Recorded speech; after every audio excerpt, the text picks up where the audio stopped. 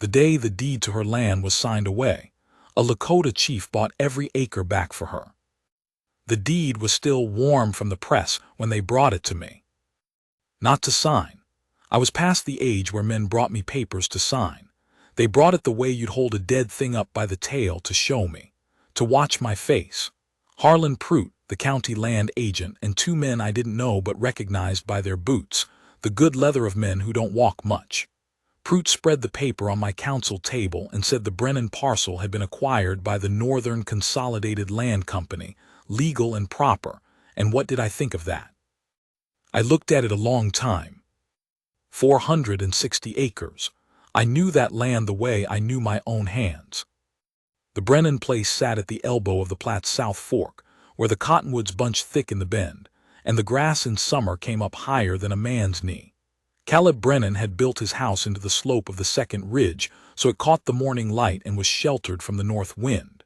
He'd had good sense about shelter, something not every man who came out to this country had.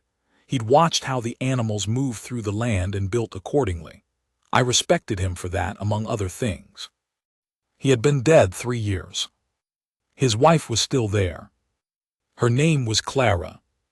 Clara Brennan, née Farrow, out of Ohio originally, though she'd been on that land 12 years and it had made her into something else entirely, or maybe drawn out something that had always been in her, the Ohio country just being too small and flat to show it. She was maybe 40, 42. Hair the color of creek mud after a rainfall, with silver coming in at the temples now. She ran the place herself after Caleb died, kept the cattle, managed the hands she still had, negotiated her own contracts with the buyers in Cheyenne. I knew her because she was one of the few women who would come to the edge of our camp and trade fairly. Brought what she had, asked for what she needed, no performance around it.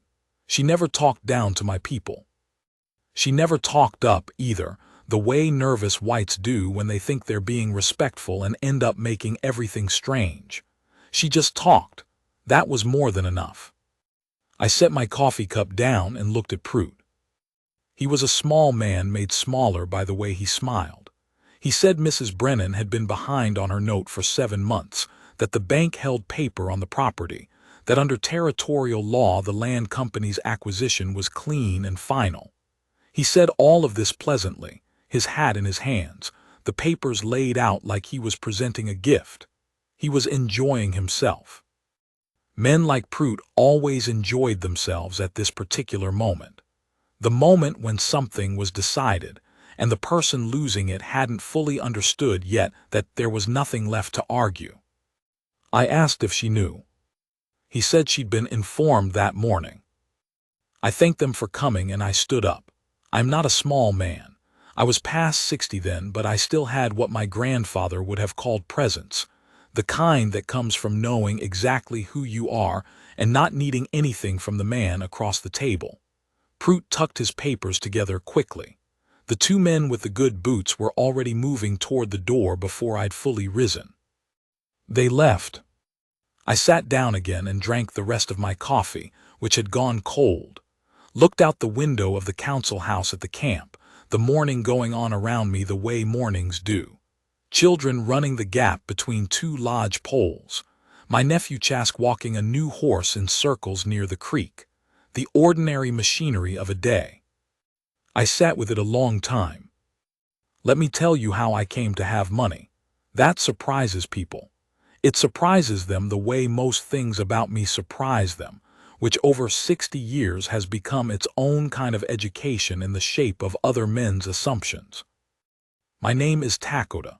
My father was Mado Luzahan, which translates to Swift Bear, a war chief of the Oglala, a man of consequence who understood power the way a river understands a canyon.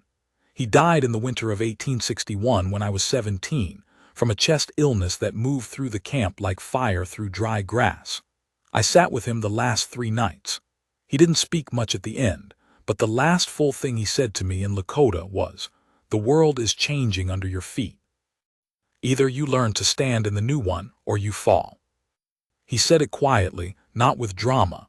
He was a man who said important things quietly.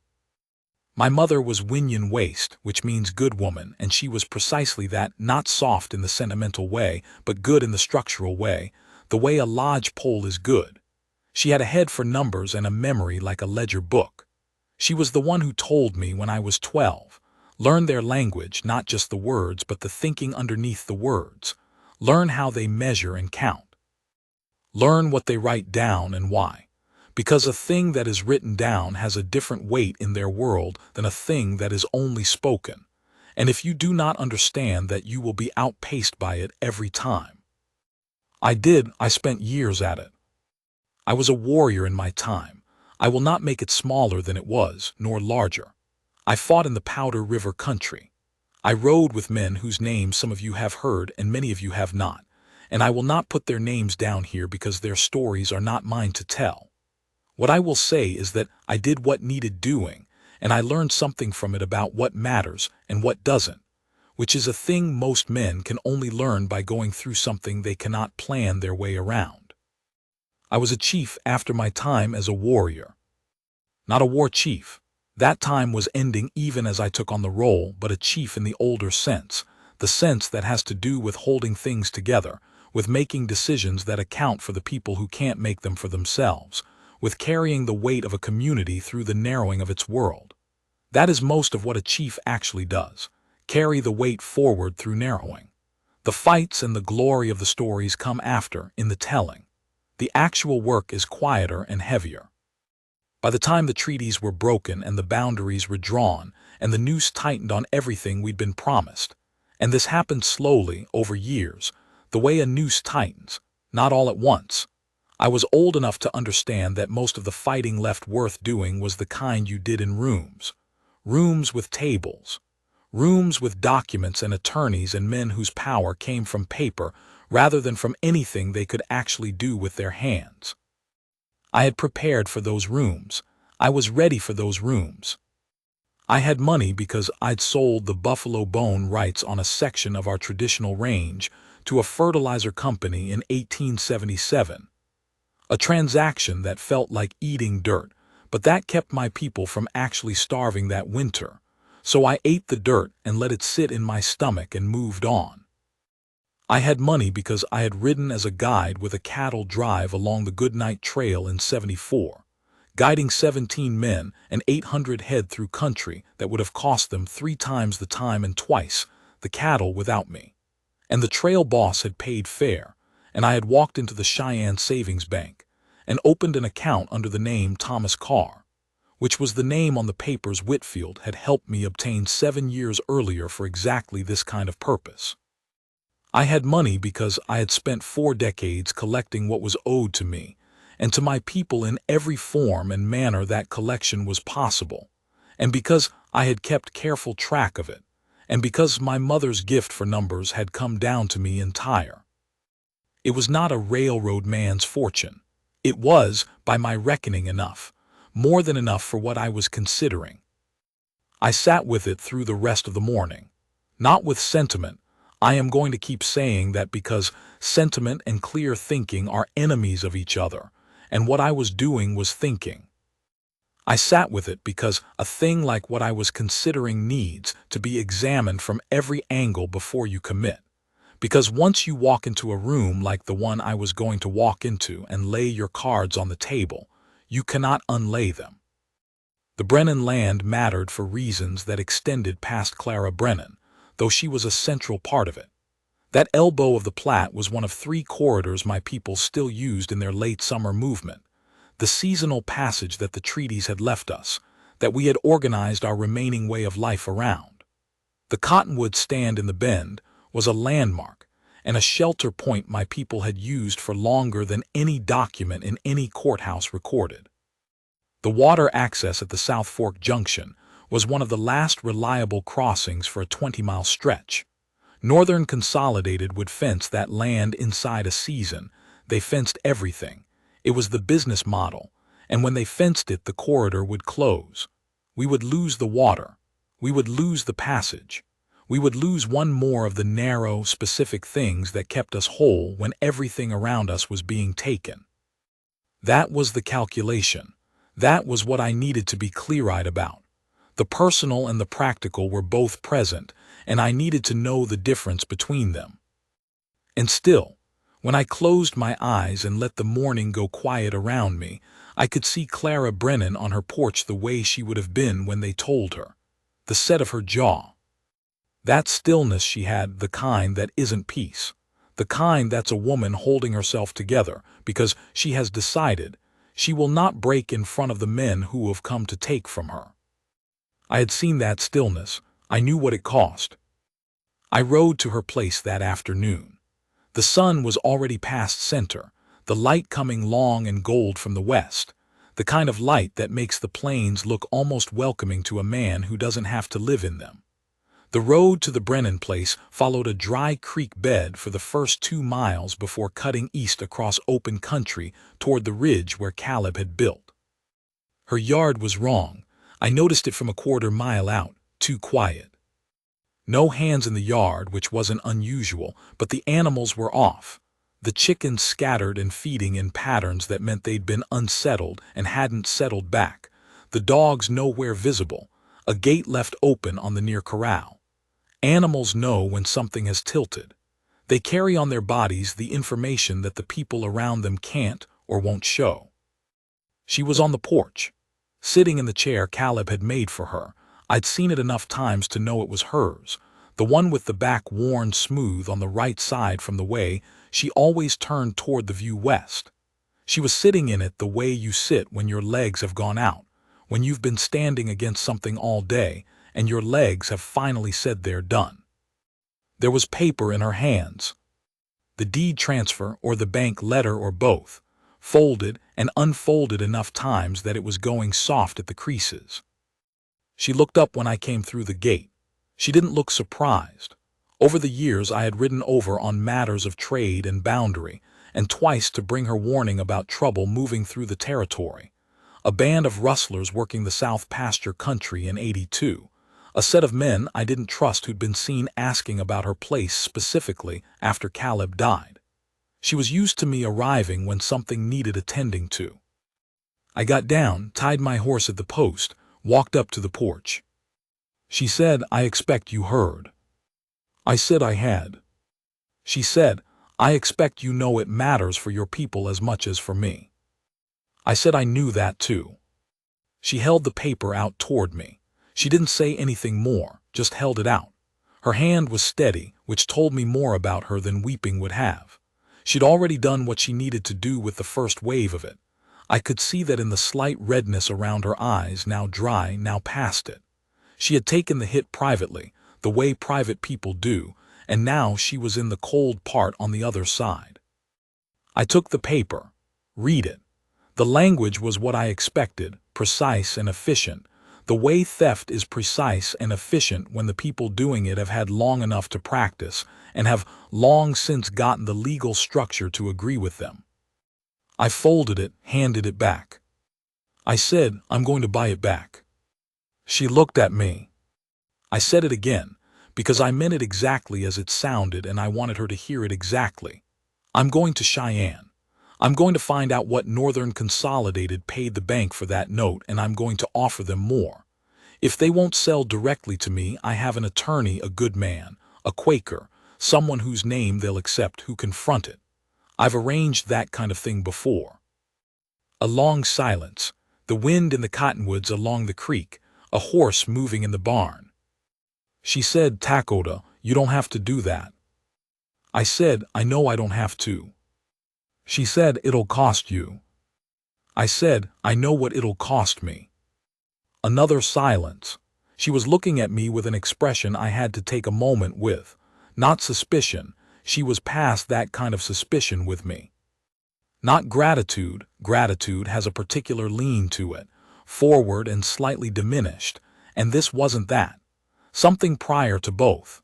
The expression of a person who is recalibrating what they understood to be true about the shape of a situation. She said, "Why?" I thought about the corridor, about the water access and the fence they would build and the passage we would lose. All of that was real, and all of it was present in my reasoning. I said, "Because it's the right thing to do, and I have the means to do it." That was the true truth. Everything else was also true, but this was the true truth. Some things you do because you can and because they're right, and the calculation is that simple. The corridor mattered. The water mattered. And Clara Brennan had dealt fairly with me and mine for 12 years in a territory where dealing fairly with us was not the common practice, was in fact the uncommon practice. And a person like that, a person who holds to what's right when it costs her something to do it, is worth protecting when you have the means. She stood up. She was nearly as tall as me, Clara Brennan. Caleb had been a shorter man, and I always thought there was something in that, something about the kind of people who can see past the surface measurements of a thing.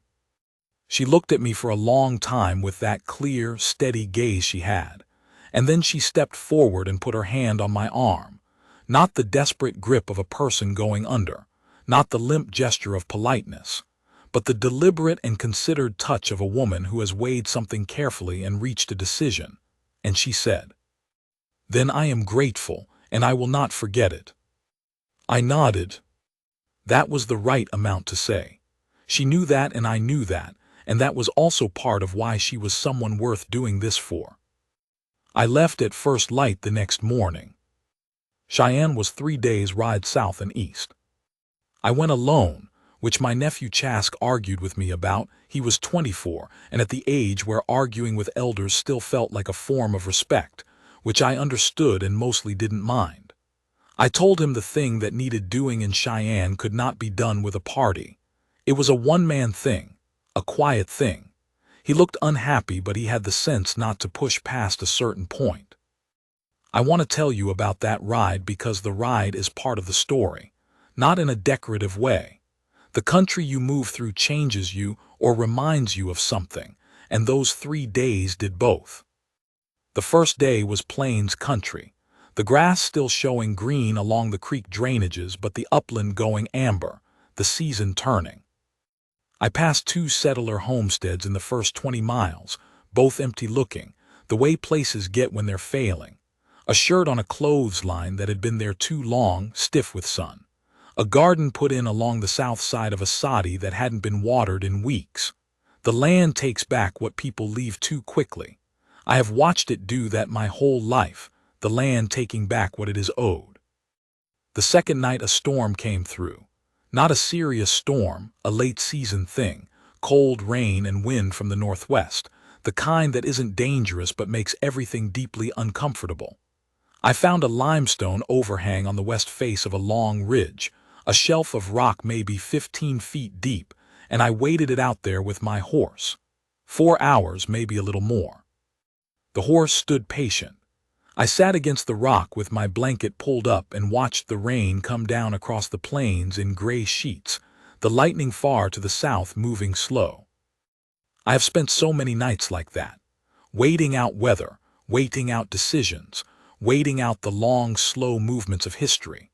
My people are not the only ones who know how to wait, but we know it in a particular way, the way you know something that has been required of you so many times it becomes a kind of knowledge in the body rather than the mind. I thought about my father. I thought about what he told me at the end. The world is changing under your feet. Either you stand in the new one or you fall. I thought I'd done a reasonable job of standing, not without cost, not without loss, but standing. I thought about what I was riding toward and what it would require, and I was not afraid of it. I was past the age of being afraid of rooms and the men in them. The rain stopped around midnight. The sage smelled extraordinary afterward, that clean, sharp smell that sage makes when it's been hit hard with water, something between green and dust and something older than either. I have never found a name for that smell in English. In Lakota, we have a word for it, but I won't put it here because it belongs to us. I slept a few hours and rode on at first light. Cheyenne on the 3rd afternoon. The town had grown again since my last visit, a new block of storefronts on the east side of Ferguson, a second hotel going up, a church I didn't recognize. Towns grow the way certain plants grow, fast and without apparent plan. And then one day you look at where the field used to be and there's a town, complete and certain of itself. Northern Consolidated Land Company kept offices in a building that announced itself without subtlety, real glass in all the windows, a painted sign with gold letters, a rug visible through the front window that had cost enough money to make the point. Power, when it has enough of it, stops worrying about whether you know it's there. The rug is one of the ways it tells you without telling you. I tied my horse, went in. The front room had a young man at a desk who looked at me with the particular expression that young men at desks in buildings like this one had learned, carefully neutral, which was its own kind of statement. He asked my business. I told him I needed to speak with whoever handled the Brennan parcel acquisition. He said he'd check if Mr. Aldridge was available. He checked. Mr. Aldridge was, apparently, willing to be available, which told me something. A man who is certain of his position makes people wait. A man who is curious what you want sees you right away. Aldridge was younger than I expected, 40 maybe, red in the face the way men get when they drink more than is good for them. Well-dressed, the kind of suit that says Boston or somewhere like it before Wyoming. He shook my hand, which surprised him more than it surprised me. I could see the tiny recalibration happening. He had expected whatever he'd expected, and I was something slightly different. He said, "What can I do for you, mister?" I said, "Lakota, I'd like to discuss the Brennan parcel on the South Fork of the Platte." He settled back in his chair, crossed his arms in a way that was supposed to look relaxed and didn't quite. He said, "I wasn't aware the Brennan parcel was currently under discussion." I said, "You acquired the note from First Territorial Bank 7 days ago for $1,150. I've spoken with men who know the bank's business." This was true. I had spent 20 years cultivating exactly this kind of information, exactly for this kind of room. "I will pay you $1,600 for the deed, clear title today." That stopped him. You could watch it happen, the fast arithmetic behind his eyes, the question of whether this was real and how to respond to it. He said, "The parcel isn't currently listed for sale. Northern Consolidated has plans." I said 1,800. Not because I needed to raise the offer, because I had learned that in negotiations with men of this type, moving faster than they expect puts them on the back foot and keeps them there. A man who feels behind cannot think clearly. A man who cannot think clearly makes decisions that aren't in his best interest. I needed him to make a decision that felt like his choice and wasn't, quite. He said he'd need to consult with the company's principals. I said I would return in the morning and gave him until 9 o'clock. I spent the night in a boarding house on the east side run by a woman named Horst, a German widow, stout and practical, who'd been taking in travelers for 15 years without apparent preference for who they were as long as they paid and didn't break anything. I had stayed there 3 times before. She brought me a plate of food without being asked for it, and told me the rain was done for the week and went away, which was exactly the right amount of engagement. I lay on the bed and looked at the ceiling and thought through the shapes a refusal could take and how I'd respond to each one. Aldridge could come back and say the company wasn't interested at any price. Then I would go to Whitfield and we would find another angle. There was always another angle if you had the patience for it. Aldridge could come back and say the price needed to be higher. I had a ceiling I wouldn't go past and I knew what it was and I didn't tell myself otherwise.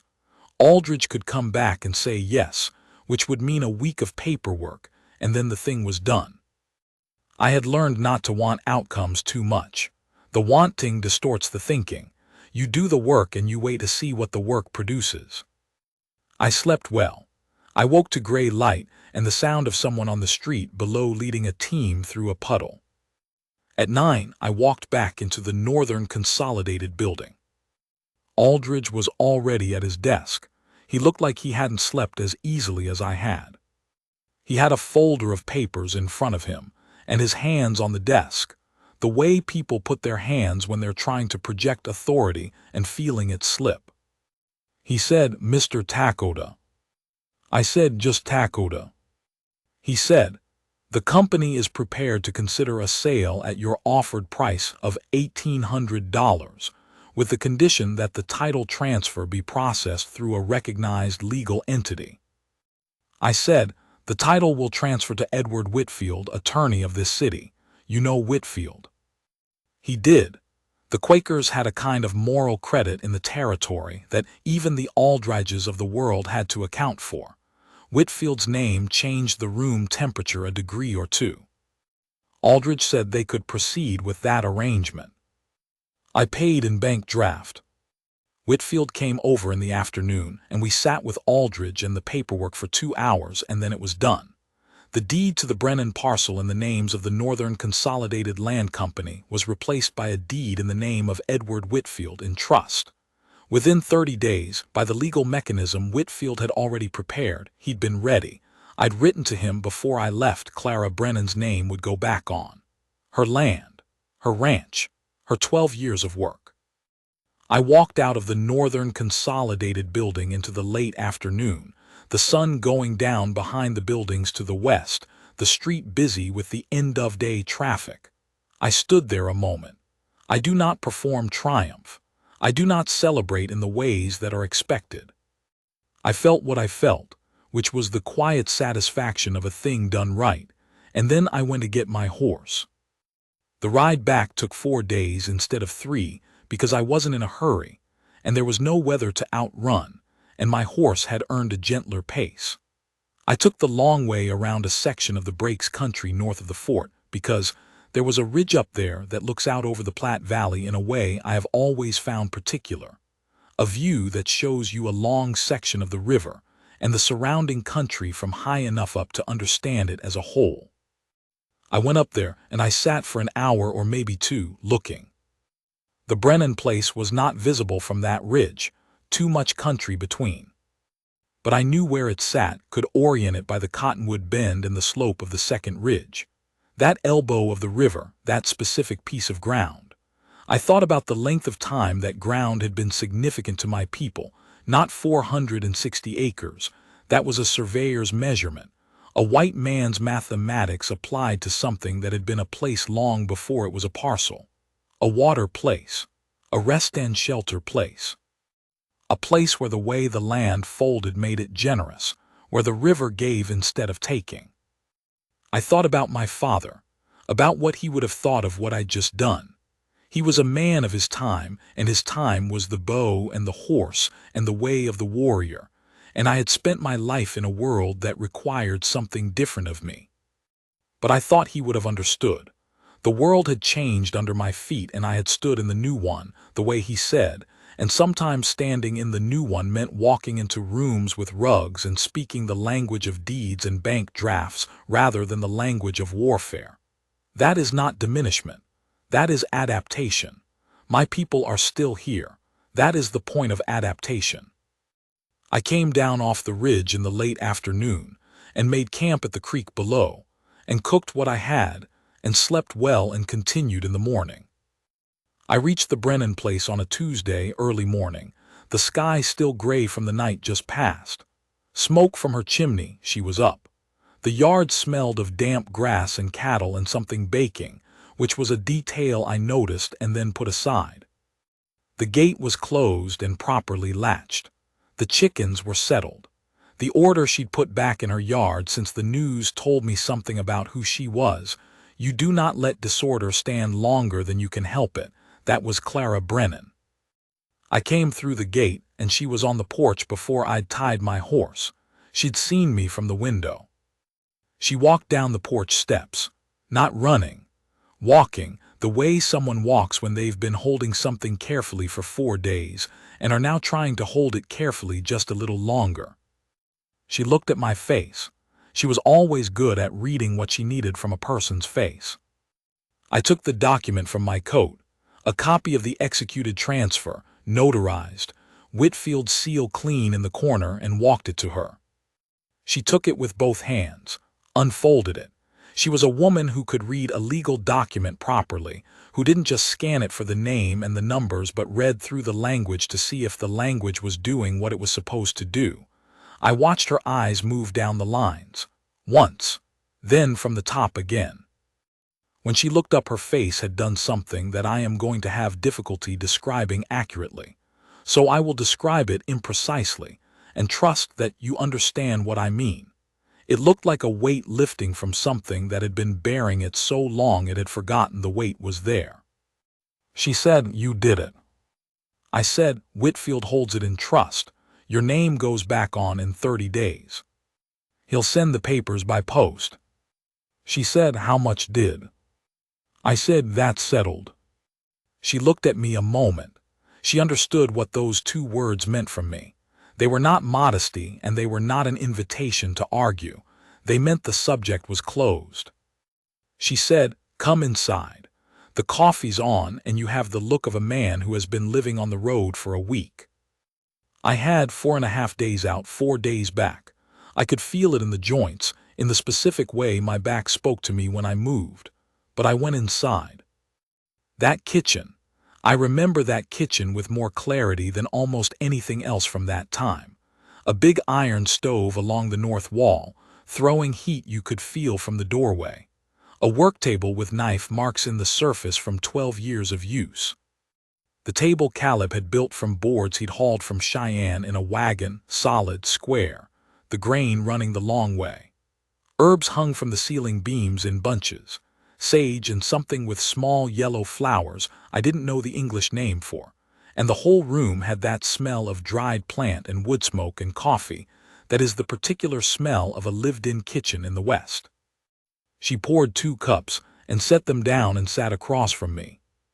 She said, "Tell me about the ride." Not about the negotiation, not about what I'd paid or what Aldridge had said or the mechanics of the deed transfer. The ride. So I told her. The overhang during the second night's storm, the smell of the sage after, the ridge above the breaks where I'd stopped and looked out over the valley. The slow way back. She listened with the specific quality of attention she always had, not waiting for her turn to speak, actually listening, taking it in. She asked one question, about the ridge, whether I'd been up there before and what the country looked like from it, and I described it, and she was quiet for a moment after with the look of someone placing themselves in a geography they haven't visited. Then she said, "I grew up in Ohio, flat country, river valley, very green. When I came out here with Caleb, I thought the size of it would kill me. Not the hardship, the size, the sky specifically. I kept thinking I was going to fall into it, like the direction up had suddenly opened into something that wasn't safe to stand under." I said, "It takes some people that way." She said, "Caleb was born in Kentucky, but he'd been out here since he was 19. He said the sky either opens you up or closes you down, and you find out which one pretty fast." She turned her cup in her hands. He said he'd watched men come out here, and within a season they had a look on their faces like they were being crushed from above, and then other men who inside of a month were standing with their chests out. I said, "Which kind were you?" She said, "I thought I was the first kind for about a year. And then one morning I got up before Caleb and went outside in the dark, and the sky was full of stars and something changed. I stopped being afraid of the size of it. It was more like I was part of it. Does that make sense?" I said it did. She nodded. She looked at her coffee. Then she said, "He's been gone 3 years and I still reach for him in the mornings before I'm properly awake. Isn't that a thing?" She didn't say it with sadness, exactly. She said it with the matter-of-fact quality of someone reporting on something they've observed about themselves, something they've come to terms with. I said, "Yes. My wife, Witchhampy, had died in the winter of 1878. I did not say this. Some griefs you don't put on the table, not because they're secret, but because they're complete in themselves and don't need to be opened. But I understood what Clara meant about the reaching." We sat for a while with just the sound of the stove and the morning coming on outside. Then she said, "Can I ask you something directly?" I said she could. She said, "You said yesterday that you'd do this because it was right and you had the means, and I believe that's true, but I think you could have found a way to protect the corridor without doing what you did, Without going to Cheyenne yourself and buying the deed back. You could have found legal angles. Whitfield could have brought an injunction. There were other moves. She was right, there were other moves. Slower ones, less certain, but they existed. She said, "So why this way?" I looked at my coffee cup. The morning light was coming fully through the east window now, lying long and yellow across the table. I said, because this way was complete.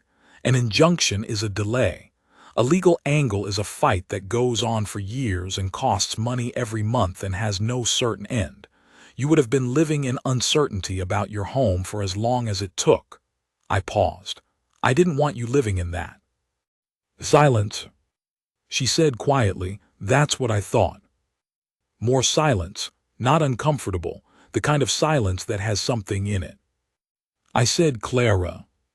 She looked at me. I said, "You are one of the few people in this territory who has dealt with me and mine fairly, without fear and without performance for 12 years. That is not a small thing in this place in this time. A person who holds to what is right when holding to it costs them, that person is worth standing up for. What I did was not charity. It was recognition." She looked at me a long time. That steady, particular gaze she had alive and warm underneath the stillness. Then she stood up, and she came around the table, and she did something I did not expect, which is that she put both arms around me and held on. Not a long time. Not the collapse of a person who has been holding themselves together too long. A deliberate, chosen thing. A woman who had decided to let herself express what she felt rather than contain it. Just this once, just this way. She smelled of coffee and wood smoke, and that herb I didn't know the name of. I put one hand against her back for a moment, let her know it was received. She straightened up. Her eyes were bright but dry. She went back to her side of the table and sat down and picked up her coffee. She said, "You are a good man, Lakota. I want you to know someone said it out loud." I looked out the east window at the land in the morning light. Her land, the grass on the slope, the cottonwoods visible in the distance where the creek bent south. I said, "I know what I am." She said, "I know you do." I said it anyway. We drank our coffee. The morning came on. The cattle called to each other somewhere in the far pasture, a low scattered sound, the sound of animals going about their ordinary work. It is one of the sounds I have always found settling, not because it is quiet, but because it is purposeful. The deed came through in 31 days, which was 1 day slower than Whitfield had estimated. Her name went back on. I know because she sent a writer to let me know, a young hand she'd kept on named Prentice, a decent boy who didn't know quite what to do with being sent to a Lakota camp on an errand, but who delivered the message correctly. The paper came. The name is back on, tell Lakota. I thanked the boy and sent him back with a piece of smoked elk for the road, which he accepted with surprise and ate before he'd gone a mile, which told me he was a sensible young man at the core. The winter came on. Our camp moved to the winter ground west of the breaks, the ordinary machinery of the season. We had what we needed, not abundantly, not the old abundance, but enough. The corridor stayed open. The cottonwoods at the bend of the South Fork stayed uncut and unfenced. The passage stayed ours. Prout left the county that winter. I heard different reasons from different people, a dispute with the land company, a legal matter in another territory, a simple preference for somewhere he'd not made enemies. I did not inquire too closely. A man like Prout is a symptom, not a cause. The cause always remains. Years went on. That is the whole of it, really. Years went on the way they do, taking some things and leaving others, and Clara Brennan ran that ranch and I ran what was left of mine to run, and the territory changed around us both in the ways it was going to change regardless of what we thought about it. She came to the edge of our camp 2 or 3 times a year, the way she always had. Trading, sometimes. Passing information that might be useful. She had good networks in Cheyenne, good ears among the wives of the men who made decisions, and she used them. Once she came to tell me about a surveying party that had been sent into the break country to the northwest, a preliminary to a land claim she thought might threaten the North Passage. That information cost her something, a professional relationship she didn't particularly want to lose, and she gave it anyway. I did what I did with it, and the claim didn't come to anything. She asked me once, a couple of years after the deed business, what I thought was going to happen. To the territory, to my people, to what remained. I thought about it a long time before I answered. She was patient enough to wait. I said, I think the men who are trying to take what remains will take most of it. I think they will do it slowly enough that each individual taking looks reasonable, legal, manageable. I think they will finish before most people understand what they've done. And I think a small number of things, people, places, ways of being, will survive in spite of that. Not because of victory, because of enough people doing the particular work long enough. She was quiet a moment, then she said, and you'll keep doing it. I said, until I can't. She said, yes. She looked out at the camp. Yes, I think that's right. The last time I saw Clara Brennan, she was 60 years old, and she sold the ranch that autumn. The ranch that she and I and Whitfield and a Quaker attorney's notary stamp had pulled back from the Northern Consolidated Land Company 19 years before.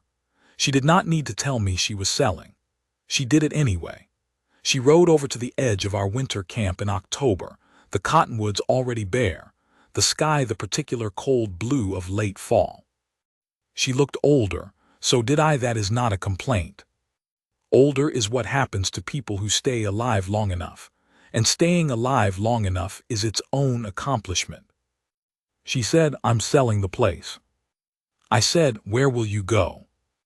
She said, my sister's in Denver. I've got a grandniece I've barely seen. I'm going to go be a woman with family for a while instead of a woman with a ranch. She looked at the ground, then back at me. I stayed longer than made practical sense, I think, but I wanted to stay until it felt right to go. I said I understood. She said, I found good people for it. A family from Nebraska, young couple, 3 children, they want to work the land and they know how. I told them about the corridor.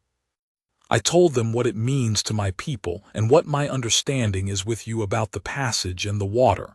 She met my eyes. They agreed to honor it, in writing. I said, that was good of you. She said, I told them about you. What you did for me 19 years ago, what it cost. She said it plainly, not sentimentally. They know the history of what they're buying. I wanted them to know. I said, that wasn't necessary. She said, it was necessary to me. We stood there at the edge of the camp in the cold October light. My breath made a small cloud. Hers did too. The cottonwoods were silver and bone behind her. She said, you are the best man I have known in this territory, Lakota. I have known some good ones. Caleb was a good man. There have been others. But you are the best. I want to say that out loud before I go. I want you to hear it from me directly. I did not answer right away. I let it land where it landed. A thing like that, said plain and without ornament by a woman you respect, it lands differently than praise from a man, different than recognition in a room, different than the quiet satisfaction of a thing done right. It lands in a place that doesn't often get reached. She put her hand out and I took it. The way you shake hands with someone you've done real business with, except we held it a moment longer than a handshake properly lasts. Then she let go. She turned and walked back to her horse and mounted up, still easy in the saddle, still straight-backed, the way she'd always been, and she rode back down the slope toward the ranch she was leaving. I watched her until she dropped below the ridgeline. I stood there a while longer, just standing, looking at the country, the bare cottonwoods in the bend of the river below, the grass gone to amber and rust at this angle of light, the wide cold sky that had opened up this whole territory and made it a place where certain people, arriving from the east and from the Ohio River valleys, and from places that didn't have this kind of sky, had stopped being afraid of it and started to belong to it. It was my country. It had always been my country. What I had managed to hold of it I had held by standing in the world as it was, not the world it used to be, by doing what that world required. Some of it I had lost. Some of it I had kept. Some of it I had reclaimed by the means available to me, in rooms on paper, with the language of deeds. 460 acres. An elbow of the river where the cottonwoods grew thick, and the grass came up high in summer. And a good woman had run a working ranch for 20 years, and kept fair faith with her neighbors. The corridor still open, the water still ours, the passage still there. It was enough. She had said I was the best man she'd known in this territory, and she'd said it plain, without embellishment, the way she said everything. The way I had always trusted, precisely because she said things plain. A man carries a thing like that differently than he carries the other things. The losses, the calculations, the long wearing work of standing in a world that wants you to stop standing. He carries those with both hands steady because he has to. But something like what she'd said, that he carries the way you carry a coal in winter, kept covered, kept alive, the warmth of it available when the cold gets in. The sky was very wide and very cold and completely clear. I turned and walked back into camp. But let me go back. Because I've told you the shape of it, and I haven't told you everything that went into the shape, and the things that go into the shape of a life matter as much as the shape itself. Maybe more. I want to tell you about the year before Prout came. That year was the hardest in a long run of hard years. We had lost 2 families from our band to a respiratory illness in the winter, not a dramatic death, not a raid or a flood, just a quiet winnowing, the way illness works when people are already worn thin. I had buried 6 people by February and stood at the edges of 6 graves and said what needed to be said and gone back to camp and done the next thing, the way you do. There is no alternative to doing the next thing. I had learned that young and never found a reason to stop believing it. In the spring I'd had a dispute with the Indian agent at the fort. A new man, young, filled up with his own authority the way young men sometimes are, who had decided that my people's use of the South Fork corridor was irregular and ought to be documented and approved by his office before we could continue it. As if the corridor needed his approval. As if we needed permission for a passage that predated by centuries the fort itself, the road the fort sat on, the territory as it was drawn on maps, the maps. I spent 6 weeks on that dispute. 6 weeks of letters and rides to the fort and conversations with the agent and his supervisor, and eventually with a territorial judge who had the legal standing to settle the question.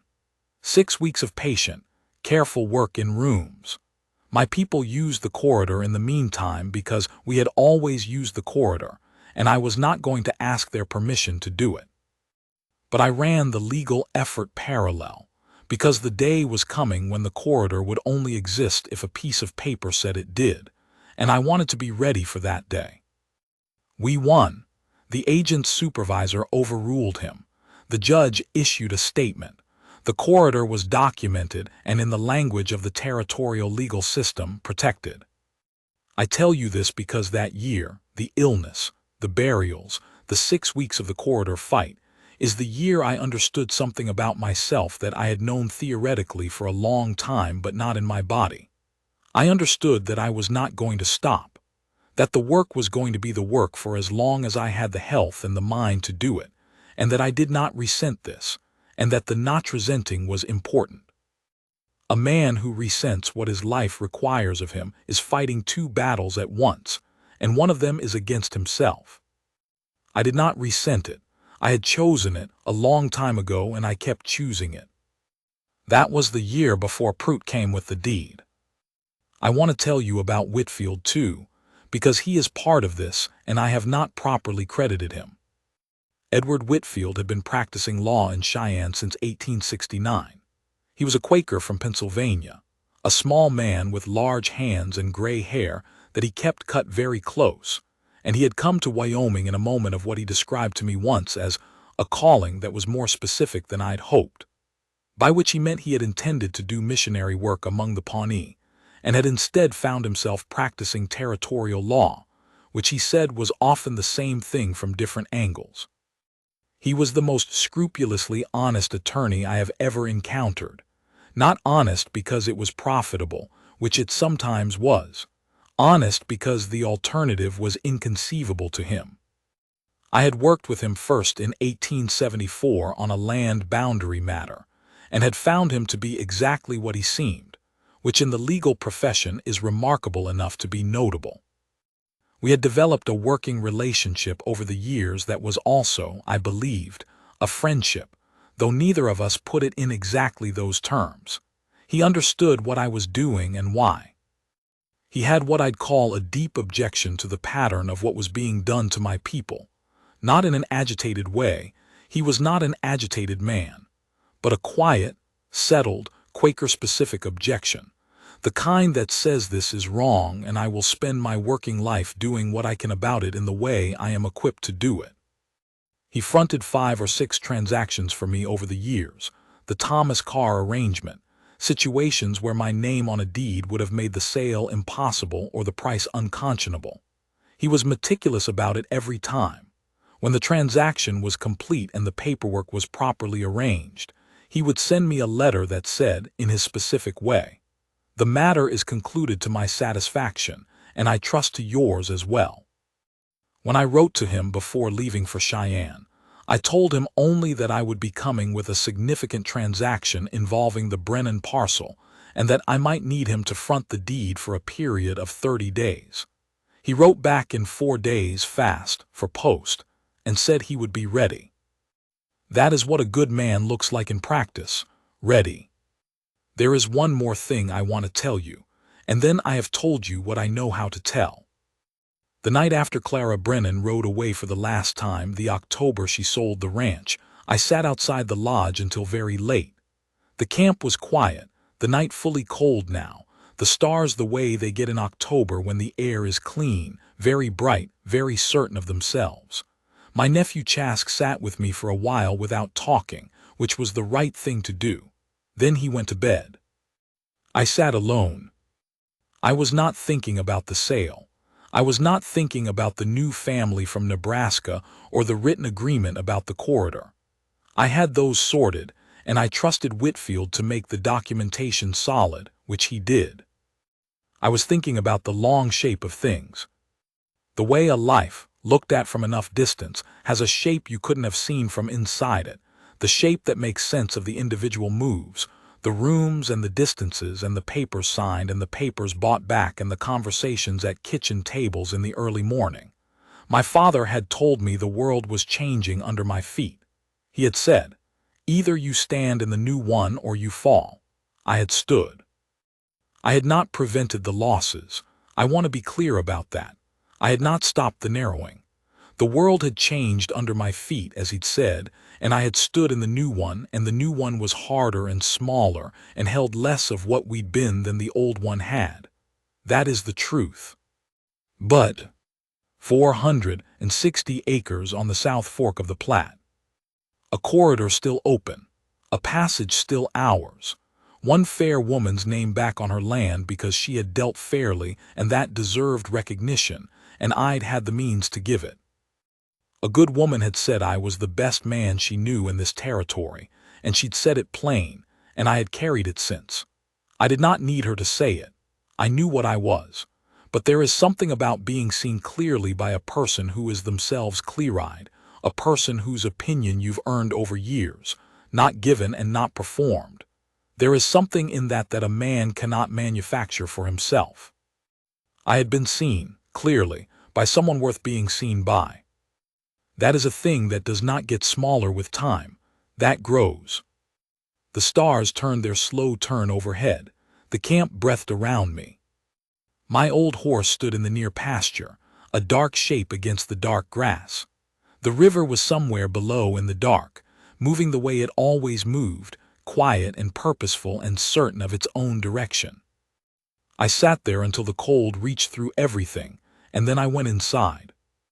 What a man keeps at the end, what stays after all the losing, after the long patient work of standing in a world that would prefer he'd fallen, is simpler than you might think.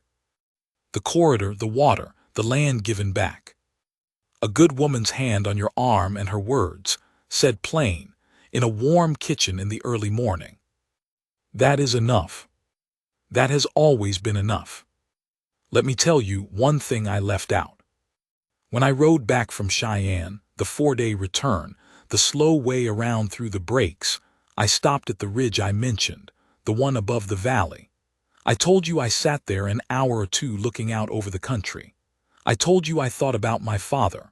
What I didn't tell you was what else I thought about up there on that ridge in the cold, with my horse standing patient behind me.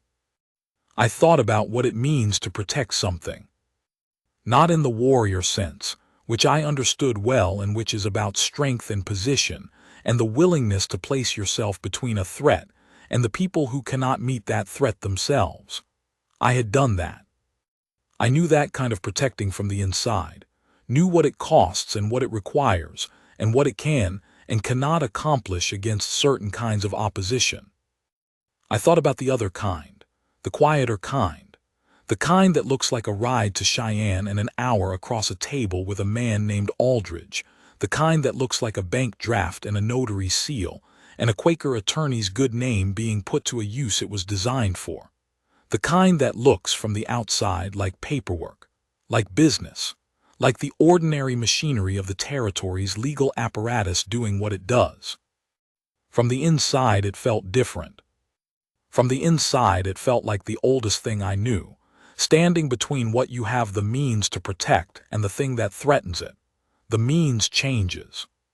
The threat changes. What doesn't change is the standing. My grandfather, who was also a chief, and before that a war chief, and before that a young man who had gone on his first hunt at the age of 14 and brought back enough meat to feed his family for a week, had told me once, I was very young, maybe 10, that a man's purpose was not a fixed thing. He said, what you are is fixed. What you're for changes with the world you're in. The man who was for fighting finds a time when he's for building. The man who was for hunting finds a time when he's for teaching. The man who was for leading in one direction finds himself needed to lead in another. What you are is fixed. I am a man who protects what is worth protecting by whatever means the world gives him. When the world gave me a horse and a bow, I used them. When it gave me a bank account and a Quaker attorney and the education to sit across a table from men like Aldridge without flinching, I used those. What I protected included my people's passage through a corridor on the South Fork of the Platte. What I protected included a woman's right to live on the land she had worked and earned. These were not separate things in my mind. They were the same thing in different forms. A person standing in their rightful place. A piece of ground that belonged to someone with the decent right to it. That is what I thought about on the ridge above the valley, with the cold coming in and my horse shifting behind me, and the country spread out below in the particular amber and blue of a September afternoon. Then I came down and made camp and ate and slept, and in the morning I rode the last miles to the Brennan place, and she was on the porch before I'd tied my horse, and I brought her the paper, and she read it, and it was done. What a man is for, what a man is. After 60 years of living in two worlds, the one my father was born into and the one that replaced it, I could tell you there is a loss in that, and there is, and I will not pretend otherwise. The loss is real, and I have lived it every day, and it sits in me the way something sits in you when it has been there long enough to stop being something you notice and starts being something you simply are.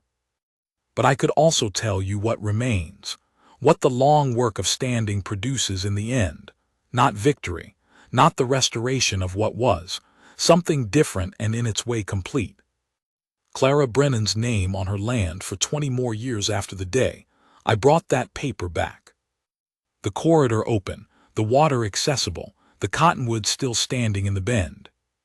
A kitchen in the early morning, coffee going cold, a woman's hand on my arm. Her words said plain without embellishment or performance, because plain was the only way she knew how to mean something. You are a good man. A man knows what he is. He carries it himself, the knowing, through everything the world puts in his path.